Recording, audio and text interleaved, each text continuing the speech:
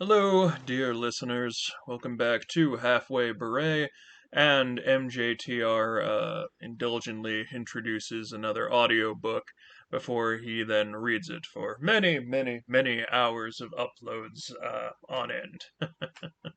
I am going to try and keep this intro on the short side. I think I think doing the intro to the first Angel of the Bat kind of took care of a lot of what I'd need to say for this one, so I'll try to keep this short and get right into the reading of Times of Heresy. So let's talk briefly about what this is. I'll just introduce the concept like I've been doing for the past projects, and we'll go from there. So, I did not write the original Angel of the Bat necessarily with it in mind that I would be doing sequels, let alone multiple of them. I kind of wrote the first one with the intention of let me get everything I think I need done in one story, and then, if I feel like ever going back to it, I will. And as a result of that, I think the first Angel of the Bat, especially as I've reread it a couple times now for its AO3 re-uploads and its when I recorded it for this channel, the first Angel of the Bat, therefore, kind of it feels like there's a lot crammed in there that like might not have been in there if I had it in mind to do sequels from the beginning. A lot of it, a lot of it just I was kind of tossing in plot elements because I didn't know if I was ever going to get back to them and business like that. So the first one was intended to be a one and done with the potential of doing sequels if I felt so inclined, which at the time I did not. And there were a couple of false starts about what a sequel to Angel of the Bat would look like, including, one of them was more of an ensemble piece with the whole Bat family. It just carried over bits from the ending of Angel of the Bat. Cassandra's time in the angel uniform was acknowledged. Sadie was still there, business like that. But eventually I settled on, all right, let's do a proper second Angel of the Bat. And this one also I wrote with the intention of if everything I want done is done in this one, that's great. I'll say it's over. I'll say I'm done. I'll say two was enough. Eventually, a third one happened anyway, and at this point, it's my stance that three was enough. That's a trilogy. Trilogy is good. Great word. And I've mostly stuck to that ever since. Um, Anyhow, so this was written to be, this is written to be very much a direct sequel, build off the themes of the first one, um, get a little darker, get a little heavier, get a little more critical in this one was the name of a lot of the assignment. A lot of the question to myself was, so what did I not do the first time? What would be more interesting to do in round two? So a lot of that was given a lot of attention. Let's do a very different kind of villain. Let's focus in on the romance a lot more because the romance was in the earliest version. The romance only was really established in the epilogue, and the AO3 uploads adjusted that a little bit, but the romance was not. It was only kind of there at the end, and it was only a little tacked on. And especially in the original version, AO3 rectifies this a little, but especially in the original version, Sadie was just kind of a character who was there, and I didn't expect the reader would necessarily attach a lot of strong feeling to her in her initial outing.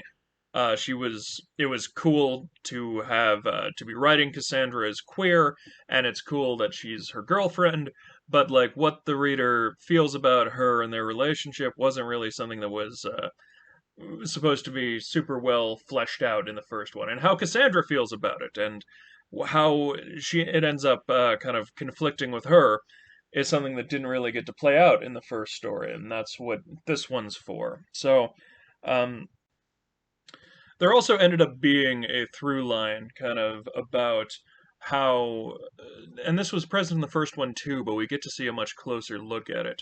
How kind of, one's faith, one's beliefs can be poisoned to a degree.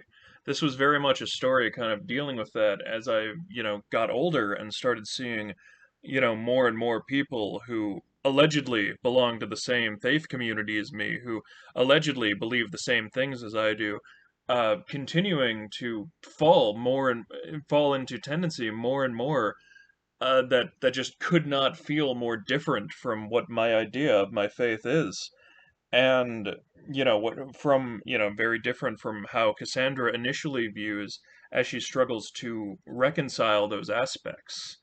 And, I know I set it up to be something that would be both challenging for me to write and potentially be challenging for people to read. And I just hope that if it is that, hang out. I hope the journey will be worth it by the time it's over. Not to give too much away, but just to talk about the direction the story ends up bending in. To quote a friend, to quote a friend of the channel, who was a reader of this story way back when. I do have someone who told me that I wrote one of the greatest beloved character falls into darkness stories they'd read. And exactly how that plays out, you'll just have to stick around and see. I hope I haven't given too much away by getting into some of that. Stick around, stick around. We'll see how it goes. Um, I'll just toss out. That's kind of a lot of the setup. Just to toss out, just what's on the mind. I thought when I first finished this one that the first one was more cohesive, so the first one was more cohesive. The first one might have had kind of more going for it in various ways, but that I liked this one better. Upon reread, I was like, no, I think this one is much better, and I think a lot of this one remains really strong. This one might have parts of it that I think are better than part three. And again, thinking that maybe this was going to be the one I ended on, I really wanted to end on a high note, and then part three was written anyway, and it again goes in a completely different direction from this one and from the first one. But so this is in many ways kind of the somber sequel, the really let's zero in on the characters, let's zero in on what's kind of making them tick, what their pain looks like and business like that. So that was the setup, and I'm still really pleased with it. I still really loved this one, and I hope anyone out there who's experiencing this, be it, for a repeat or experiencing it for the first time as I'm reading it, I really hope that you love it too, even if occasionally I might make it difficult to do that. So that's our setup. Let's begin.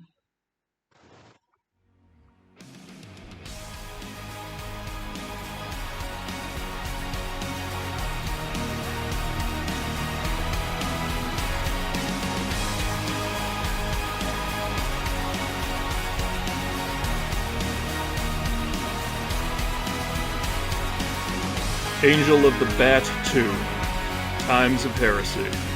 Written and read by MJTR. Chapter 1. It began on a standard night on patrol. No clowns with knives, no Napoleonic crime lords, nothing special. At just after 11, a man in his mid-30s straightened his pea coat as he stepped out of the radio station he worked at toward his car. His hair was cropped short and chestnut, his eyes hazel. His bumper wore a sticker of the station that read 107.7 WWJD. 12 minutes into his drive home, he hit a piece of shrapnel he didn't see in the road. He grit his teeth as the car rumbled against him before he finally brought it to a stop in a fast food parking lot. Well, shoot. He squatted down to look at the damage. Flat as a board. Ugh. He pulled a cell phone out of his jacket and dialed. Hey, Raish, you there? Yeah, I just hit something in the road and it took out one of my tires. Can you come pick me up? I'm stuck at the BK by Robinson's Park. As he spoke to his wife, a rotund man wearing a pair of glasses walked out of the restaurant. He approached the vehicle with a sense of wonder as the one on the phone stepped out. That is a beautiful car, he said. The man's response was a quick and curt, thanks, before he went back to talking to his wife. The larger man laid a hand on the back of the vehicle as he admired the black polish. Hey, do you mind? Do you know what they do to get that metallic color? A wide smile crossed his face. Aluminum flakes. This has to be metallic midnight. I said get away from my car! The owner approached him. Eastwood will call this a 502. The car's owner went so far as to grab a hold of the stranger before a voice yelled, Enough! Unsure where it came from, he thrust the man forward and knocked him to the ground. Out from the darkness, a shape descended, dressed in black and white. The car's owner glared at her as she stood up straight to reveal a height of only about 5 feet. Her dark, medium-length hair was pulled back to reveal a face covered by a domino mask. The underlayer of her armor was completely black, though she bore a chest plate, a protective layer on her upper and lower arms, and padding around her knees, all of which were white. In the center of her chest plate was the outline of a bat, which was golden and designed to appear as if made from stained glass. A white cross ran down its center. Slung across her back was a dulled katana. She was the Angel of the Bat, known to her friends and family as Cassandra Wayne, formerly Cain. This thick-headed fool wouldn't leave my car alone, the car's owner said. Angel recognized him by his voice. Cameron Graham. She helped the struggling man to his feet. I've heard your show. Then you probably know I'm not too keen on you people, he said. I worked hard for this car. I don't need someone trying to damage it. As Cassandra, she listened to his radio program the first few nights after he arrived in town. She hoped a new religious program might be interesting, but Graham quickly proved his brand of salvation distastefully similar to enemies she'd known in the past. I come to Gotham because it is where I have been called, because it is a city lost to sin and vice. And if you are offended by my words now, you should fear the force that will be beholden in the day of judgment. The problems with Batman are the problems with the rest of America. He is beholden to no one, and so he has no fear. That is why he has paralyzed this city with dread, and no one is investigating the vile things he does with those children. Seduction of the innocent, I tell you. Angel's attention returned to the man she helped up. All right? I think so. He pushed his glasses back up. I didn't mean anything by it, Angel. I just wanted a better look. I like cars so much. My therapist says I have this neurological disorder. It's all right, she said. Go home. Rest. Think on how you can improve yourself, young man, Graham said. Idle hands are the devil's playthings. Angel turned back toward him as he added, and you should consider who you're representing, young woman. I'm representing myself, Angel said. You think the cross printed on your chest is all about you, then? It is my costume and my faith. I will wear what I like. Christianity has enough false prophets mucking about these days, Graham said. A violent vigilante is hardly the kind of representation any of us are looking for. Angel turned from him, drew her grappling hook from her belt, and zipped off onto a nearby building. Part of her wanted to argue with Graham further, but she knew she had more work to do, and she probably lacked the vocabulary necessary for a proper debate. Maybe if Stephanie had been with her.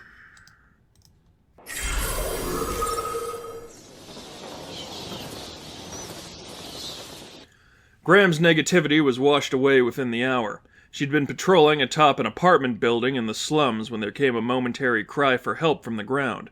A woman, probably in her 50s, clutched a leash attached to a barking Dalmatian puppy as a young man commanded her to keep quiet through grit teeth. He apparently hadn't considered that a little old woman in a robe just taking her dog out probably wouldn't be carrying her purse and wallet. Angel descended as he was in the midst of saying, Listen, you're going to go back inside, open your purse, and give me... He let out a cry of pain as Angel's feet crashed into his shoulders and knocked him to the ground. His knife laid a few feet away, and it didn't take much for Angel to deliver a few well-placed strikes to his chest and legs. The thug couldn't even get back up as Angel set him against a building and put in a call to the police from her headset. Thank you so much. The woman clutched her dog close. I was so terrified. Angel pulled one of her gloves off and offered her hand to the Dalmatian, who sniffed it before briefly licking it. You are welcome. Can I get you anything? You must be exhausted from all you do every night. I'm fine, but thank you. Angel pulled the glove back on. I will be here. Make sure he is handled properly. God bless you. That one did make her smile a little. Angel returned her attention to the injured thug and asked, Should I call a hospital? I can't feel anything, he said. Did you paralyze me? Pressure points. Nothing permanent. And what? You're gonna wait here with me? He spoke through gnashing teeth. Slow night or something? Yes, but that does not matter. She dropped to one knee next to him. I do not like to hurt people. I don't want to hurt you again. Most of us aren't out here for the fun of it, he said. I got laid off last month. If I can't pay my rent, I'm going to be stuck on the streets. Gotham winters can kill you. It's not right that you may lose your protection, but it's not right to steal either. The difference is you aren't going to do that pressure point thing on my landlord. The two remained silent until the police arrived to pick him up. Angel just softly said, I will pray for you, before she returned to the rooftops.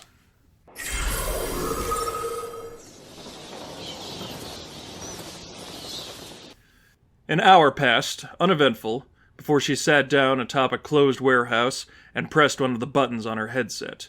The device shifted from work mode to personal use, and altered the callback number's identity to that of her cell phone. You have one missed call from Sadie. The computerized voice in her earpiece said, 2:13 a.m. Would you like to return? Cassandra pressed another button as she leaned back. She heard a few rings before the person on the other line answered, Hey, Cassie, with a whisper. Saw I missed a call. Are you all right? Yeah, just restless. Guess it's the same for you? Yes, Cassandra said.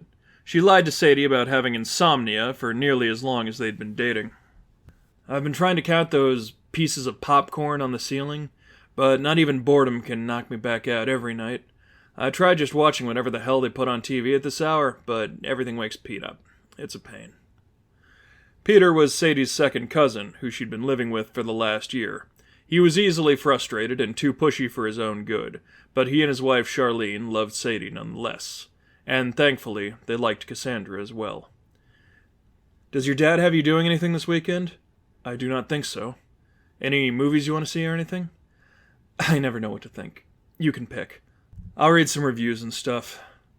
I miss you. I saw you yesterday. I know you did. I was there. I still miss you. Cassandra sighed, but then smiled. Miss you too. You should try sleeping again. It's a school night. I know. I'll go back to counting popcorn on the ceiling. I didn't mean to wake you up or anything. You should try praying, Cassandra said. Some nights it helps me. Maybe I will. Or maybe I'll be able to tell you how many kernels I sleep under. I'll let you know which. I love you. Love you too, Cassie. Get a good night's sleep. If only, Cassandra said as she ended the transmission. Maybe Bruce would call her in the next hour and say he and Damien could handle things moving forward, but she doubted it. She could rest a few minutes longer. There wasn't much going on. Her train of thought was interrupted when she caught sight of a throwing knife just quick enough to jump out of the spot where she sat as it collided with the rooftop. Her eyes darted in the direction it came from, and she barely caught sight of a figure standing a floor up from her on a parking garage next to the warehouse. The figure slipped into darkness as if he dared her to come after him. Angel needed only a moment to respond, drew her grapple, and glided into the garage to face her opponent. The building only had lights in the central vestibule that held the elevator. Otherwise, she couldn't make out anything clearly. A few barely distinguishable cars sat spread across the end furthest from her, but she didn't see any sign of who'd thrown the knife. Her right hand went to her katana as the rest of her body held a battle stance. All seemed still and silent until she heard the increasing volume of the figure running up behind her.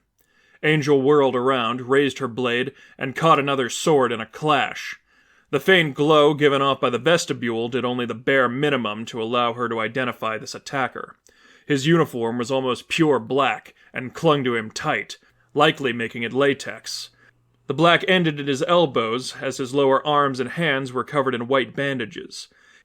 His face, too, was consumed with darkness, though some crude stitching was visible around his mouth, and a pair of black horns rose from the mask's forehead. The only bit of his body actually visible were his eyes, which were an unsettling, icy blue. He leapt backwards and raised his own katana. Unlike Angel's, his weapon was razor sharp. Angel asked, "Who are you?" The being in black said nothing, just maintained his stance. "What do you want?" He answered with a rush and an overhead swing. But his blade wasn't nearly as dark as he was. Thanks to the glint reflecting off the weapon from the elevator room, Angel had enough visibility for a parry. She didn't take her eyes off the blade once. Its sheen guided each clash and each counter. But whoever the man in black was, he was capable of following her movements as well. None of Angel's attempted counterattacks made any contact. He either locked blades against her or jumped backwards. Whenever one reached for another throwing knife or batarang, the other mimicked the action. Their projectiles clashed in midair between the struggles for any kind of advantage. His reactions, his reflexes, they were all masterful. He was as fast and as observant as she was. Again, in a clash of blades, Angel demanded, "Who are you?" But he still said nothing. In the space of a few moments, Angel struck his blade with enough strength to knock it from his hands, but the man jumped backwards and kicked hers. The sudden force and pain was enough to cost her her grip. Every punch and kick that followed only met cement or a blocking forearm. Though neither landed a single, real hit, both stepped backwards, and both exhaled labored, tired breaths. Then each cast their weakness aside and rushed at one another.